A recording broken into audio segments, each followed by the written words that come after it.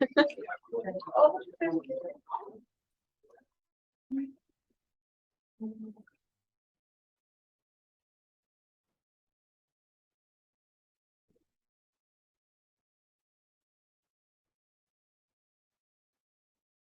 morning, everybody.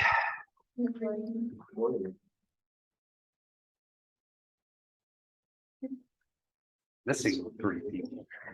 Oh, well, it's 8 o'clock, which means it's time to go. Well, first off, we had an amazingly good surgery yesterday, which means that we didn't get skunked on cardiovascular, which would have made me very sad. But yesterday, the rabbit behaved, everything just went off without a hitch. And one thing that we did yesterday that I think two things that we did yesterday that I think we will do going forward are that we waited to do any cutting on the rabbit until all the urethane was delivered. And I think that I will be starting to make fresh urethane for every surgery. I used week-old urethane last week. I mean, the stuff is just basically a salt, and so I have no idea why it should go bad in a week, but you know, what we did yesterday worked, and so we'll do it again next week. So, okay, aren't you cold outside? No. I mean, I busted out the flannel today, so it's not even going to be 60 degrees today. So, oh, okay. Anything else I need to know? Guys, any questions before we get started? I was just gonna ask, is this the last topic that we're gonna cover before the exam, or is there gonna be one more? This will be the last topic we're going to cover before the exam. Yes. Okay, perfect, thank you. And we will get through this topic before the exam. We got plenty of time to do that, though. Anything else? Yes. Mm-hmm. What does that look like? Okay, so the way that I would suggest to do it is I will provide you some ketamine cocktail to anesthetize them. And then I have some standard veterinary euthanasia drug that you will give them IP. And when that time comes, I'll give you instructions for that. Yeah. Is there a specific time you want us to do it, like a set date, or just whenever? When you're done. You know, presumably when you are all done collecting data, you would like to stop caring for them. And so that's when I would get it done. Do give me a heads up when you think you want to do it, though, because you want to make sure that I'm here when it happens. Yeah. Are you still wanting us to retrieve your time for? I've been giving that some thought. And is it okay if I don't make a hard and fast decision on that right now? I have had groups retrieve them previously because I can reuse them.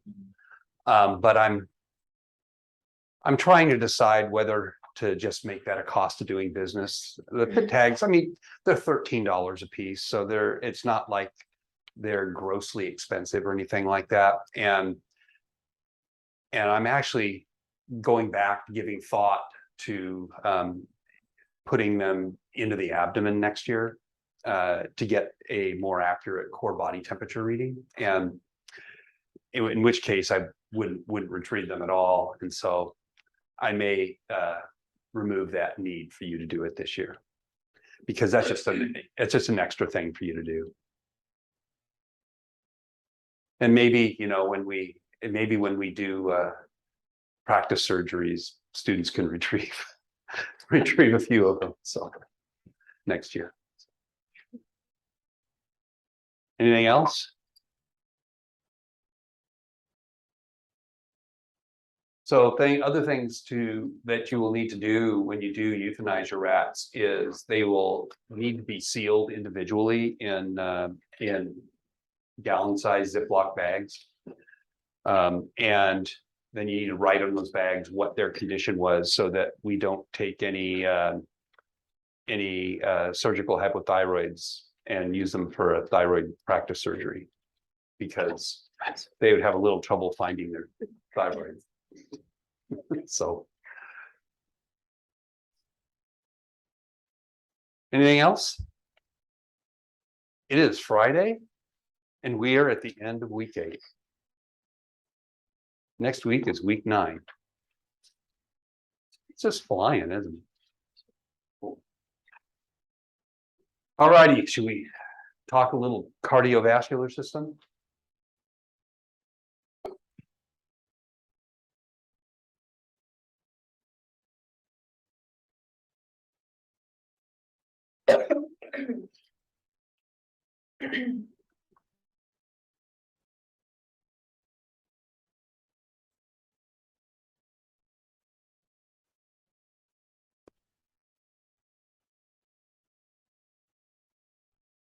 All right, I believe we ended on this slide last time.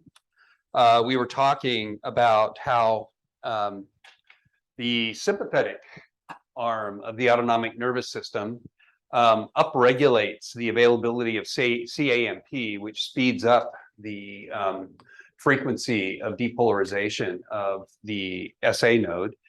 And likewise, parasympathetic stimulation actually decreases the availability of CAMP, which is going to slow down the frequency of depolarization in the SA node.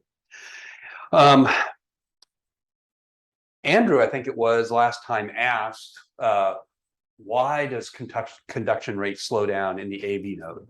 Okay, I actually went and did a little reading on that. And when you go out and study, try to learn things about some of these questions you guys asked, it just really hammers home to you how much we have left to learn about physiology and the way things work. And my impression in reading through some things on conduction through the AV node is that, the things I'm going to tell you are what they think is probably driving all of this. There are some things they know well and some things that they know less well. There are actually three key things that are involved in the slowing of the conduction rate across the AV node. One is that the size of the myocytes are smaller, which apparently slows down the conduction rate. And notice I use the word myocytes. And what this tells you is all of these cells that are involved in the conduction system of the heart are all modified myocytes of some sort. Okay. The other thing that slows down conduction is there is apparently a lot of connective tissue that is intermixed with these modified myocytes in the AV node, and the connective tissue doesn't conduct current that well. So that is the other thing. And there is one other factor that I will actually tell you. I think it's actually in the next slide. So here is a cartoon diagram that just sort of illustrates what goes on with the sympathetic and parasympathetic nervous system when they are being stimulated by one arm or the other, the autonomic nervous system. And we'll start here with a unique mode of action for the parasympathetic system. So you have this M2 receptor right here, which is a muscarinic receptor for acetylcholine. But rather than directly opening an ion channel, it actually bumps, or actually inhibits a signaling system. So you've got these inhibitory G protein receptors right here that basically are going to shut down the activity of a G protein, which is how they reduce the amount of CAMP that is in the cell. But something else that is interesting that I've actually ignored until I started looking at how the parasympathetic system slowed down conduction rate, is that these receptors also appear to activate an interesting type of potassium channel. And so you get this flow of potassium, and what happens is if you think about it, the potassium is going to have a tendency to flow down its concentration gradient, which means it's going to leave the cell. Okay. And when this happens, this will slow down the rate at which the cell depolarizes in response to parasympathetic stimulation, because the depolarization is occurring because you've got positive charge that's rushing in, but if you've got this potassium that's rushing out, that's going to slow that down. Does that make sense? So that also apparently is what's going on when the parasympathetic system interacts with both the SA node and the AV node, and the vagus nerve in particular will innervate both of those. But hint, hint, it's different vagus nerves, the different side vagus nerve that interfaces with one or the other. They don't, the one side doesn't connect to both of them. So something that you all should be looking at. All right. Questions about that? So there you go, Andrew. All right. So the SA node generates in a resting human being is going to generate a heart rate that is in the neighborhood of 70 to 80 beats per minute at rest. Now, without autonomic control, that intrinsic rate would be 100 beats per minute. So what this tells you is that the SA node is always under some level of autonomic or parasympathetic control, actually, because it's slowing down the heart rate. Now, the other interesting thing is the SA node is not the only tissue in the heart, and I should actually even more specifically say it's not the only tissue that's associated with the conduction system that is capable of self-generating its own action potentials. Okay, the AV node can produce signals that would be at around 40 to 60 beats per minute. Okay, if it alone was controlling the heart. Even the Purkinje fibers can fire off at a rate of between 15 and 40 depolarizations per minute. But because the SA node can't depolarize more rapidly and more frequently than these other tissues, it is the master controller. Does that make sense? All right, so let's switch our attention from the conduction system of the heart to actual depolarizations that occur within the myocytes themselves, because these are really, really interesting. So when these signals travel through the conduction system of the heart, they're going to fire off action potentials in the myocardial cells. And all of this will be induced by the pacemaker, the SA node. Unlike the SA node, the myocytes will actually have some time at rest and will exhibit a resting potential, which is in the neighborhood of about minus 90 millivolts. Now, the action potential in myocytes is really unique. Okay, it's not only unique relative to action potentials in general, but it's unique relative to action potentials that occur within muscles, within muscle cells. So what happens is once an action potential is initiated, okay, the cells begin to rapidly repolarize, just like any cell that undergoes an action potential would. But then when it repolarizes and it hits about 20 millivolts, then we get a pause in the repolarization. And you can see this right here in this diagram. So we have membrane potential on the y-axis, we have time on the x-axis, action potential occurs right here, we start to repolarize, and then all of a sudden we take a break. and the membrane potential stays relatively constant. Okay, and it stabilizes for roughly 200 to 300 milliseconds. This pause is what we refer to as the plateau phase. Okay, this plateau phase is specifically characteristic of cardiac muscle. We don't see this in skeletal muscle. Here is a similar tracing for skeletal muscle. We get a very typical looking action potential followed by the contraction of the muscle. So what drives this plateau phase?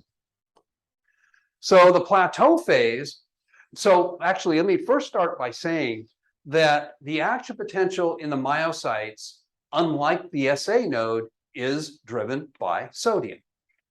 So the initial part of the action potential is a pretty standard action potential. You get voltage-gated sodium channels that open up, and you get this influx of sodium that occurs, and you can see that right here.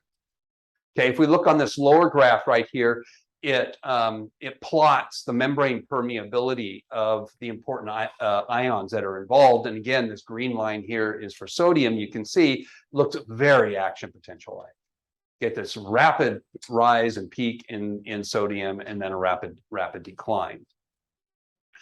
But what happens in the myocytes that's different from other cells is that we also get a flux of calcium, an influx of calcium that occurs. And this influx of calcium, which is indicated by this purple line right here, occurs after this big influx of sodium. And what happens is by moving all this calcium into the cell, it slows down the repolarization. The other thing that occurs here is you get delayed conductance of potassium. So remember that one of the things that rapidly repolarizes a cell following an action potential is this big influx of potassium that occurs after sodium has all rushed into the cell, this big efflux of potassium. And that occurs here as well, but it is delayed. So note, and this is indicated by the yellow line right here, you can see that the potassium really doesn't start to enter the cell until after we're pretty much at the end of the plateau phase here, which is occurring right in here. Okay, then you get all those voltage-gated potassiums that are channels that are opening up, and then they will push the cell to repolarization. Okay, does that kind of make sense already? I probably am gonna just throw all my bullet points up there because I probably said all this stuff. Okay, so anyway, the influx of calcium and the delayed efflux of potassium is what allows this plateau phase to occur. This little pause in the repolarization of the cell. The purpose of the plateau phase, this pause, it does a couple of things. One, it prevents the heart from entering tetany. Okay, the last thing you'd want is for that heart to be under a constant state of contraction. Was that your question? No, I was just going to ask, what did you say prevents the heart from doing what? So the plateau phase prevents the heart from entering a state of tetany. Okay, thank you. Okay, which would be fatal if it did. Okay, so it forces a pause between contractions. The second thing that this allows is time for the ventricles to fill prior to the next contraction. So it is also a mechanism for increasing the efficiency of how the heart delivers blood to circulation. All right, questions?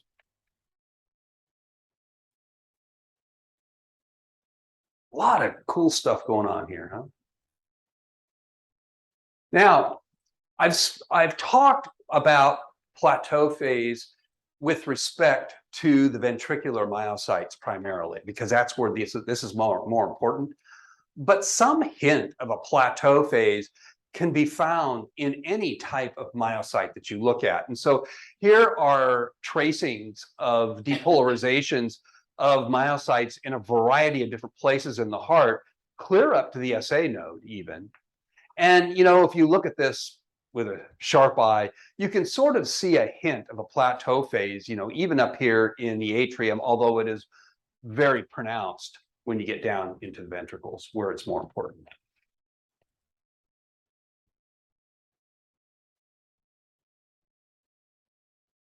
All right, so depending on where you are in the heart, the conduction rate of the signal is going to change. We talked about that last time. And here are just some values for that. So the atrial myocytes, so the atrial myocardium right here, has a conduction rate of about 0.5 meter a second. Then we hit the AV node, which drops down to 0.05 meters per second, so a whole order of magnitude less. So it's a substantial slowing that occurs here. Then we hit the Audubon with the Purkinje fibers right here, and we bump up to 5 meters a second. So you can just see how fast those things are. And that will be really, really important when we start talking about some abnormal heartbeats a little bit later. And then the ventricular myocardium only conducts again at 0.5 meter a second, so the same as the atrial myocardium. So you can see the advantage of moving that signal through the ventricles via the Purkinje fibers as opposed to just straight through the myocardium itself.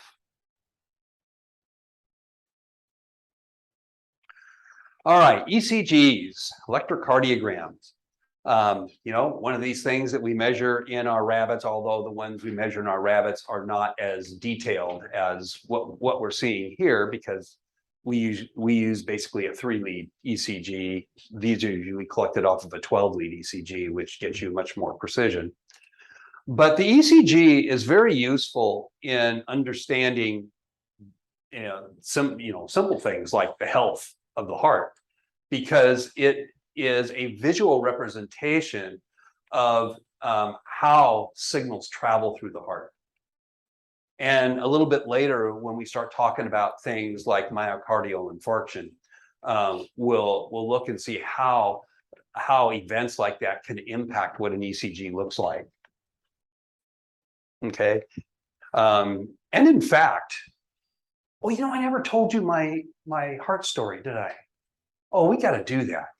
So back in the day, when I was a younger man here, I was probably still in my 30s. I was 32 years old when I first started working here. I was working up in the Chiricahua Mountains, and there was a woman by the name of Diane Wagner who currently is on the faculty at the University of Nevada, Las Vegas. And she was studying the symbiotic relationship between ants and lycaenid butterflies. Anyway, we were playing around with some projects, and she's just really a wonderful woman. And one day we had been working, we had been out collecting some nectar samples from some agave, and at the base of the mountain there's a small town called Portal, and they make some really good lemonade in Portal. And so we decided we were going to go down to the bottom of the mountain and get lemonade, and she drove. And the road going down the mountain is a narrow 2-lane road, and she was driving like a banshee. And she just was zipping. And we get to the bottom of the mountain, and then the road kind of gets straight, and she's zipping along, and a squirrel runs out in front of us, and she just whams it. And she just slams on the brakes. And it's got this terrified look on her face because she just wiped out this squirrel. And she looks at me and says, "We got to do something." And I said, "Diane, car, squirrel, dead." I said, "There's no way that squirrel was going to survive." And she says, we got to do something. Anyway, after a few rounds of this and not convincing her that dead was dead, I said, okay, let's go look at the dead squirrel. So we got out of the car and we were walking back, and sure enough, here's this peacefully dead looking squirrel in the middle of the road, in surprisingly good shape after being whacked at about 60 miles an hour. And so I said, there you go, it's peaceful, RIP. And I turn around and walk back to the car, and then she just screams.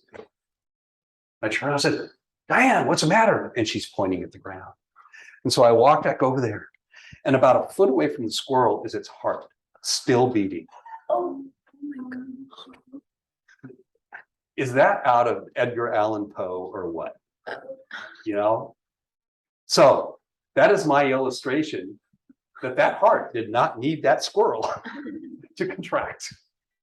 There you go. So anyway.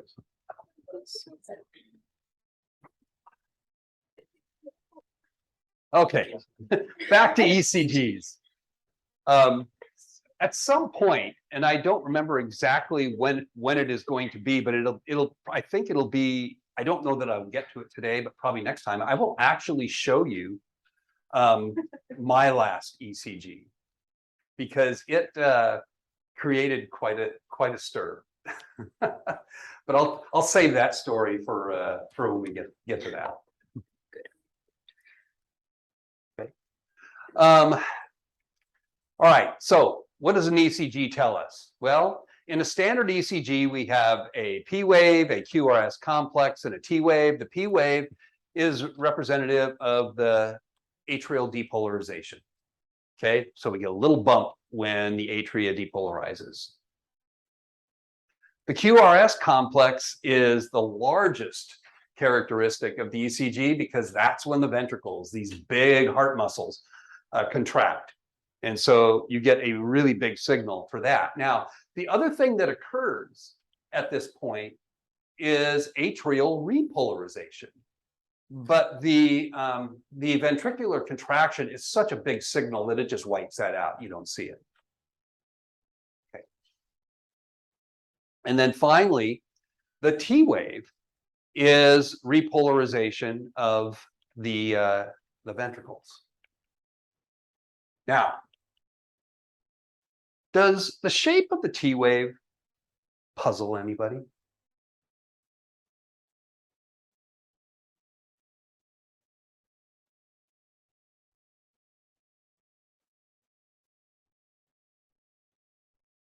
Hold on to that thought.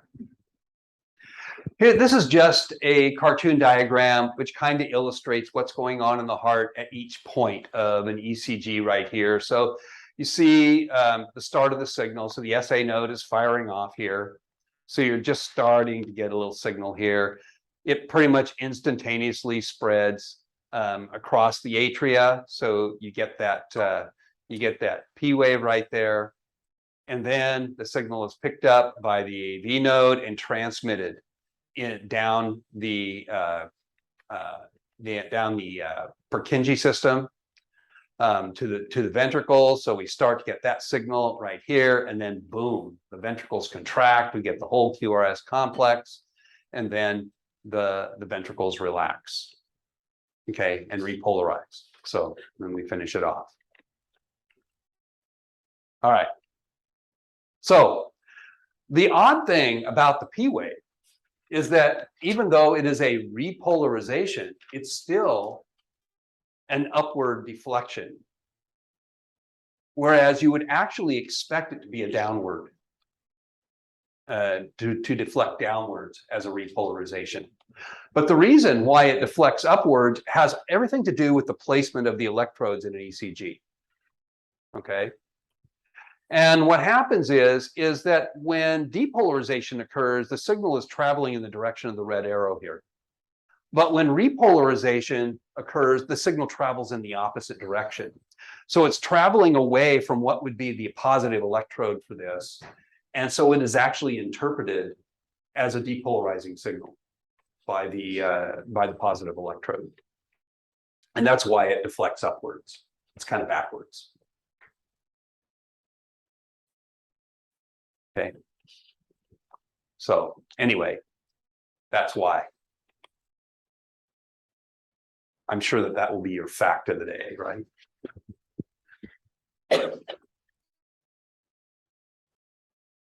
All right, so let's talk about the effects of some receptor binding here. So acetylcholine is released by the vagus nerve being a good cholinergic parasympathetic fiber, or set of fibers actually, that will connect to both the SA and AV nodes, and it's going to connect via these M2 muscarinic receptors. It's going to increase the interval between action potentials in the pacemaker cells, and it's going to slow the heart rate. We've already talked about how that happens by altering the availability of CAMP primarily. The slowing of a heart rate is referred to as a negative chronotropic effect.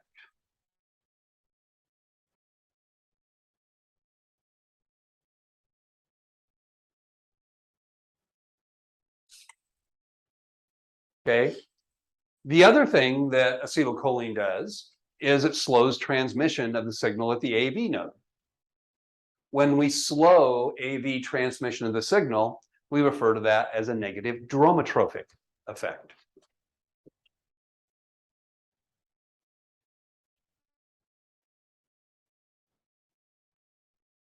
And as I have already mentioned a couple of times previously, if acetylcholine is in high concentration, it can actually totally block transmission through the AV node.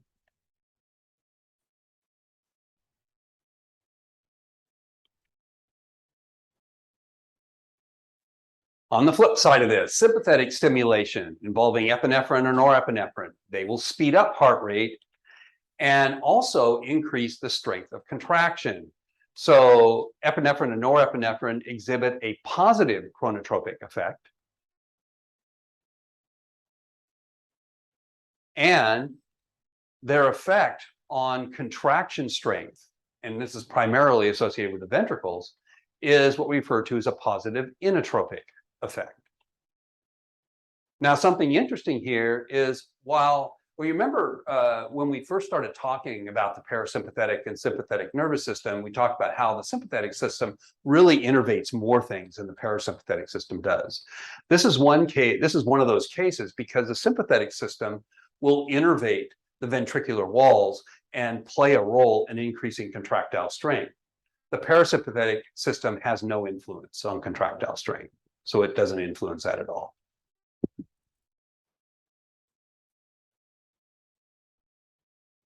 So receptors that are associated with the heart, we have two alpha receptors and a beta 2 receptor. The beta 2 and the alpha receptors, actually, I guess beta 1 receptors are on the heart as well. They all do basically the same thing. When we look at these receptors out in the circulatory system, however, they do different things. The alpha receptors are going to be vasoconstrictors, and the beta receptors are going to be, at least the beta 2 is going to be a vasodilator. And then the M2, the muscarinic receptor, is going to be a vasodilator as well. So you've all heard of beta blockers, right? That's what they're referring to. They're referring to things that are going to interfere with the functionality of these beta receptors, these sympathetic beta receptors, which can speed up the heart and increase contractile strength. So if you are looking for a good way to kind of remember what chronotropy, dromotropy, and inotropy are, this table will perhaps be of help to you. Chromotropy refers to changes in heart rate at the level of the SA node. Dromotropy refers to changes in heart rate at the level of the AV node, and inotropy refers to muscular contractile strength of the ventricles. And again, this is something that is only relevant to sympathetic stimulation. Questions?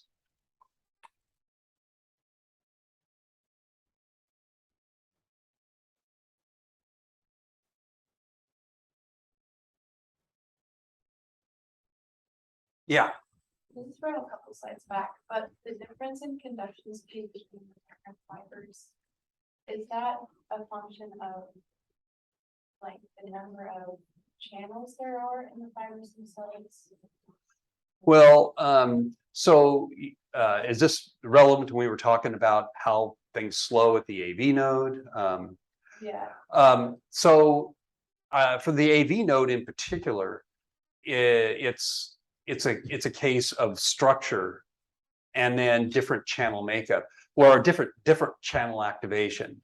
So for the AV node, the muscle fibers that make up the AV node apparently are smaller, and just being smaller slows down conduction. And that may be one of these cases where, just like a smaller diameter nerve is slower in conducting a signal.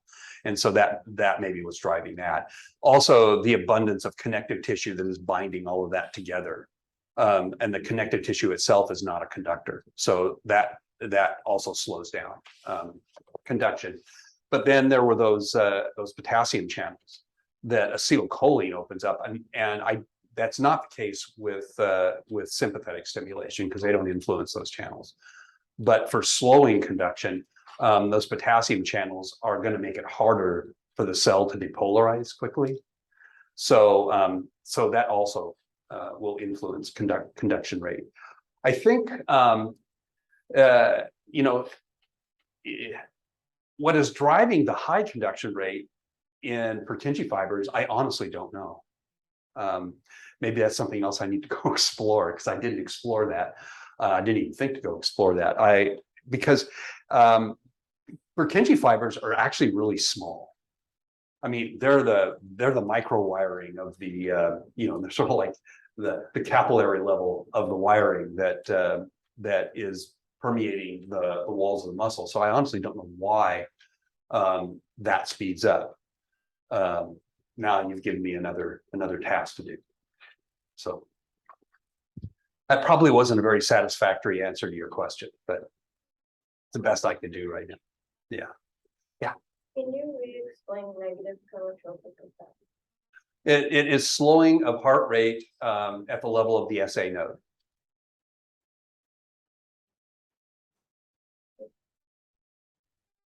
That term, it's derived from the same words where we get chronology from. So if that's helpful to you. I honestly don't know where Dromo comes from, but anything else?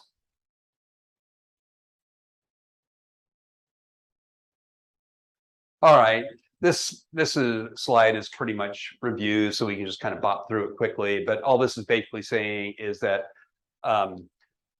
it's basically identifying epinephrine and norepinephrine as being sympathetic stimulators that can work at the SA node, but we also know it can work at the AV node. And in fact, I mean, the sympathetic system connects really broadly in the heart. It also points out that epinephrine is a major player here, but it's not released by nerve endings and synaptic connections, but rather it is a neuroendocrine secretion pretty much. And so it's delivered by the bloodstream. But we've talked about that a lot. If you didn't know where the adrenal glands are, here you go. They sit on top of the kidneys.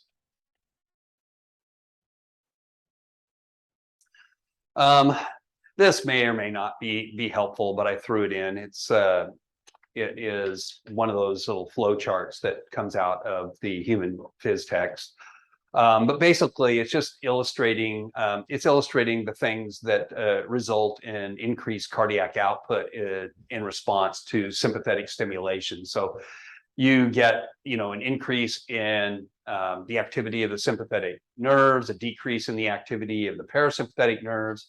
You have an increase in end diastolic volume, which can trigger both of these actually. And then you get an upregulation of plasma epinephrine here. Okay, another aspect of sympathetic stimulation.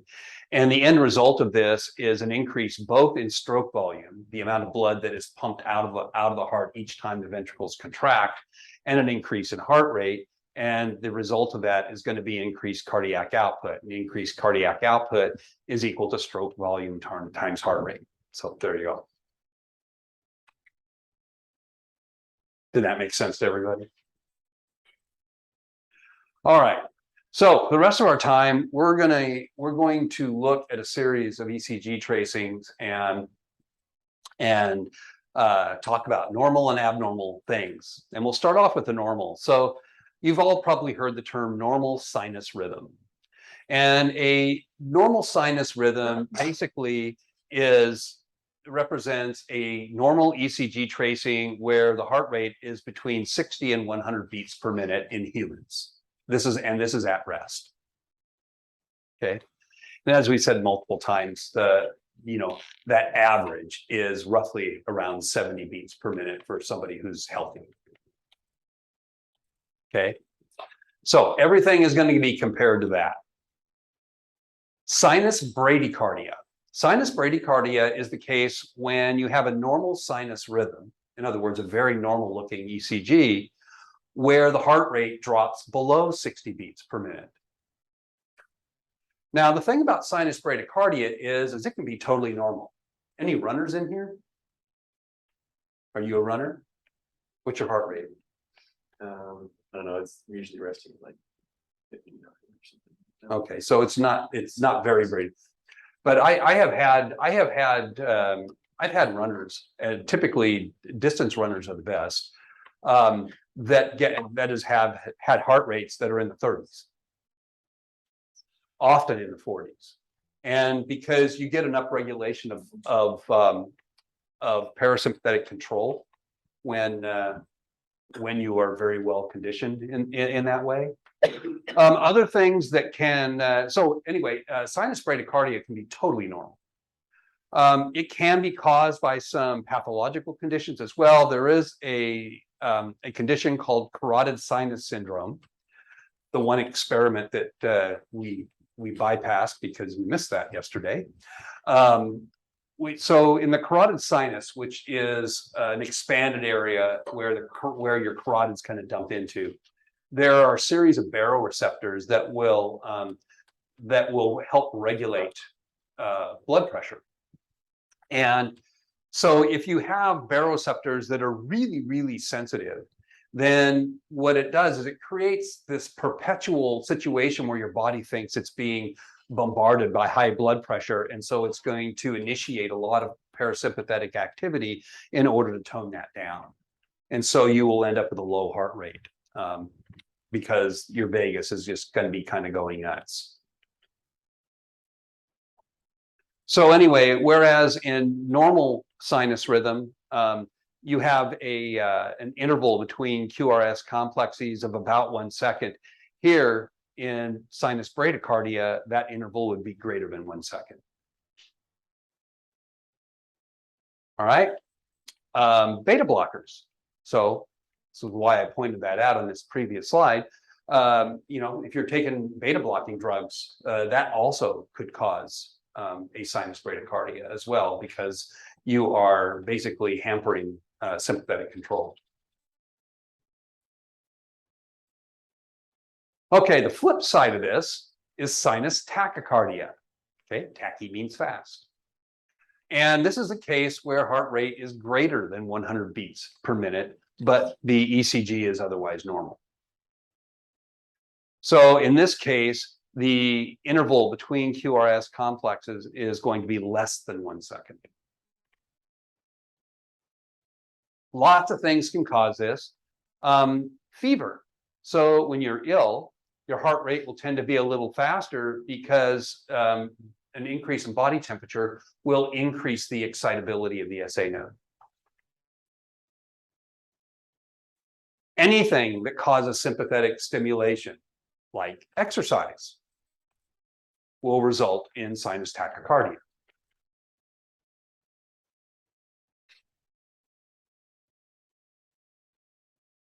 Okay. So again, sinus tachycardia can be normal as well if you are not at rest.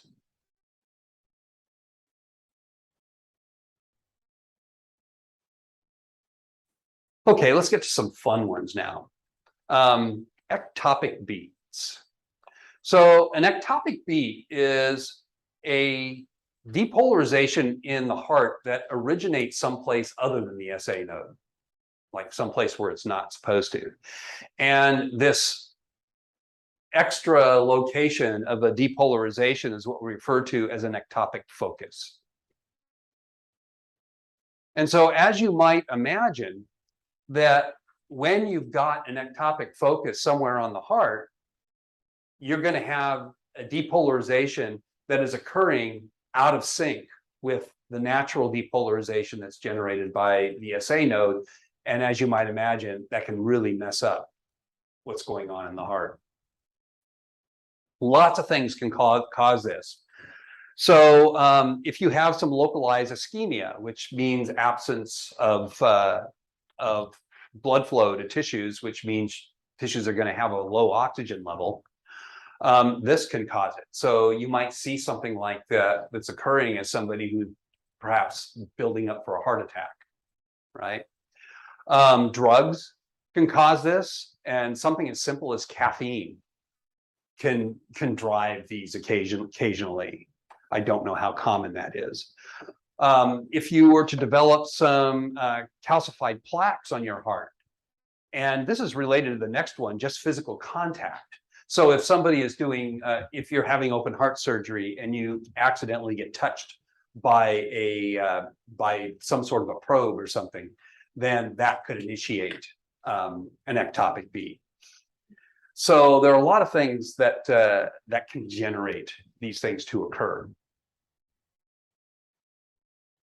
Ventricular ectopics are probably the most serious, and that's largely because the ventricles are the primary pumps that move blood around your circulatory system.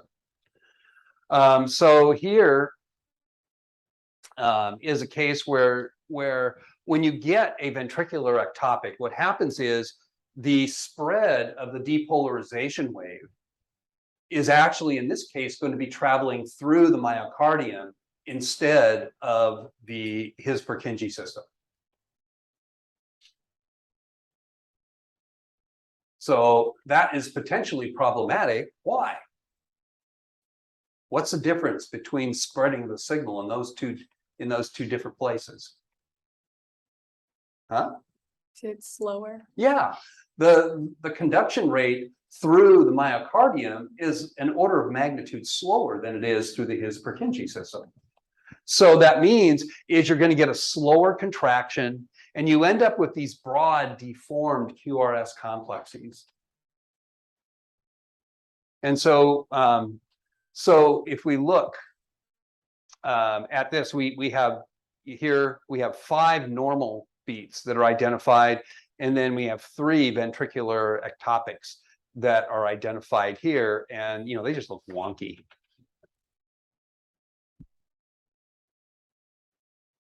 So the bottom line is, when you have a ventricular ectopic, you're going to get poor ejection of blood from the heart.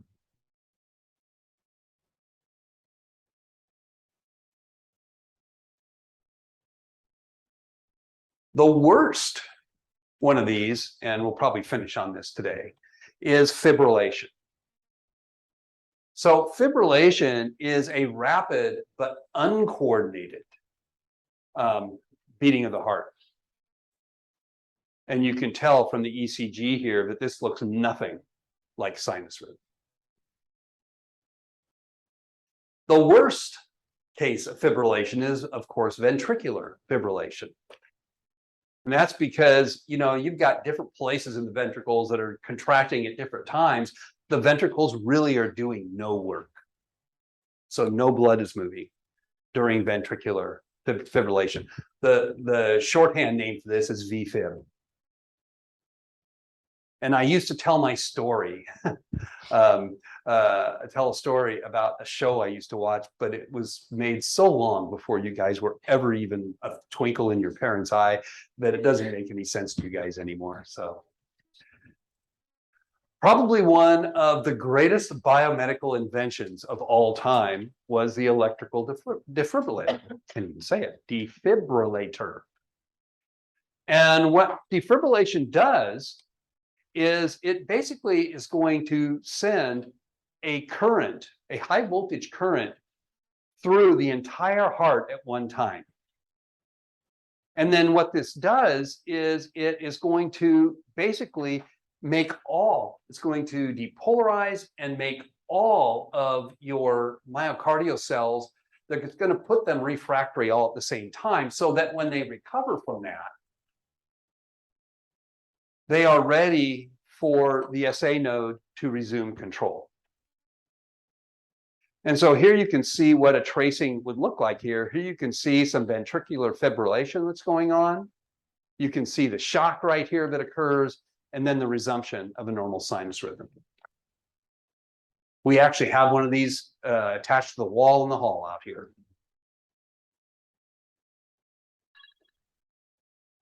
Okay.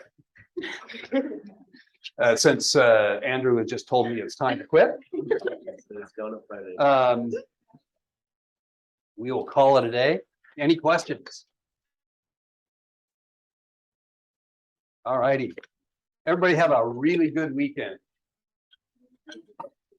Yes. Are you in a hurry right now or no? No.